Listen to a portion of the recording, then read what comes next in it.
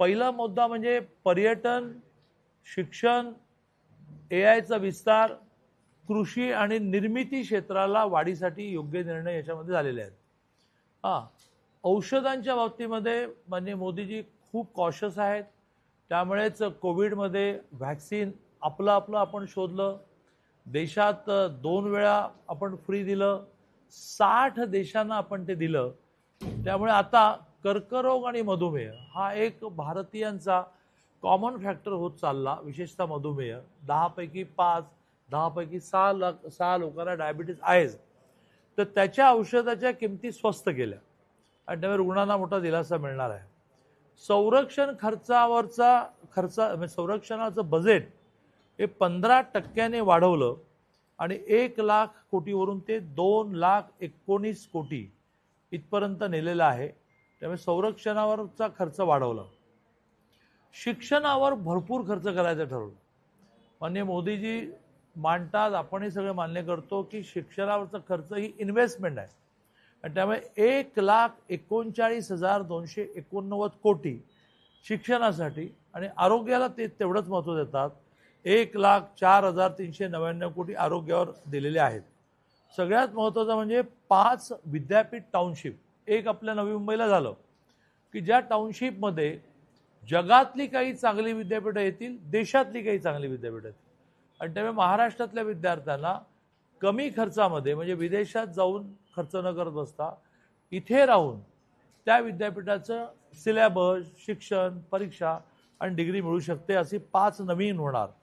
प्रत्येक जिल्ह्यामध्ये 700 कपॅसिटीचं मुलींचं वसतिगृह. त्यानंतर शहरांसाठी ज्याचा मुद्दा मगाशी यांनी मोहितेंनी उपस्थित केला की 98,000 कोटी महाराष्ट्राला 98,000 कोटी मिळणार.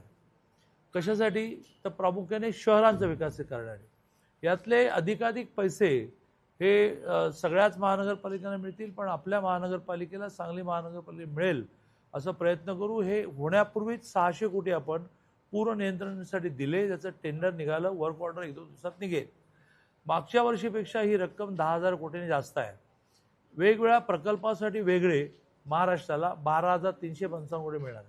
सगळ्यात महत्त्वाचा आकडा लिहून घ्या की आपण जे सेंट्रल टॅक्सेस भरतो, इन्कम टॅक्स आणि सर्व्हिस टॅक्स, त्याचा 41% परत महाराष्ट्राला म्हणजे सगळ्यांनाच मिळणार आणि त्यामुळे मोठी रक्कम. म्हणजे हे जे विरोधकांची आरडाओरडा चाललेला असतो की राज्याची आर्थिक स्थिती, तर आता आर्थिक स्थिती खूप सुधारेल.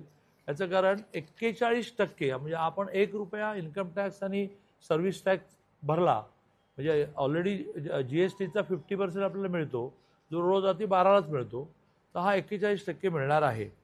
या व्यतिरिक्त उच्च शिक्षण जे माझ्याकडे आहे त्याला 55,727 कोटीची प्रोव्हिजन आहे.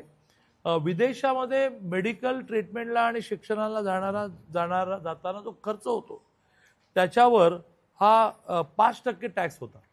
तो आता 2% झाल्यामुळे 20 लाख पाठवायचे असेल तर 5% म्हणजे 1 लाख कर भरायला लागायचा. आता तो 40,000 होईल, 60,000 रुपये वाचतील. या व्यतिरिक्त 1-2 मुद्दे सांगून मी माझं बोलणं संपवतो. 20 प्रमुख पर्यटन स्थळावर 10,000 गाईड्सना 12 आठवड्याचं उच्च दर्जाचं, कारण टुरिझम आपल्याला भारतातला वाढवायचं आहे.